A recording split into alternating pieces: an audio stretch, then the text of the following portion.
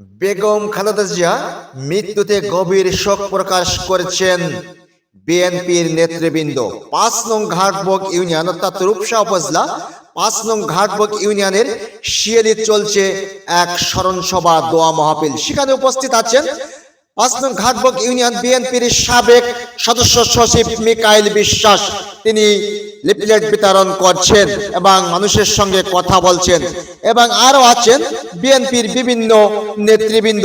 সেখানে অন্যতম উপস্থিত আছেন বিএনপির সার্চ কমিটির সদস্য মেজবা মোল্লা এবং ঘাটবক ইউনিয়নের ভারপ্রাপ্ত চেয়ারম্যান আজিজুল ইসলাম নন্দু এবং আরো আছেন ৫ নং ঘাটবক ইউনিয়নের ৫ নং ওয়ার্ডের বিএনপির সদস্য সচিব মাহে আলম সুমন এবং আরো উপস্থিত আছেন রূপসা উপজেলা বিএনপির সদস্য আসলাম শেখ এবং আরো আছেন বিএনপি বিভিন্ন নেতৃবৃন্দ।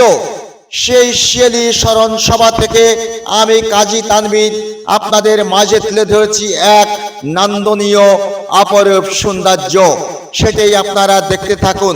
ইতিমধ্যেই দেখছেন ছায়া সমবায় সমিতির এমডি শেখ রিয়াদ আলী, তিনি এখানে উপস্থিত আছেন, তাকেই আপনাদের মাঝে তুলে ধরছে আমি কাজী তানভীর। এবং আরো উপস্থিত আছেন খুলনা জেলা বিএনপির তাঁতি দলের যুগ্ম আহ্বায়ক সাবের মোল্লা এবং বিএনপির বিভিন্ন নেতৃবৃন্দ সেখানে আছেন এবং আরো উপস্থিত আছেন বিএনপির বিভিন্ন নেতৃবৃন্দ।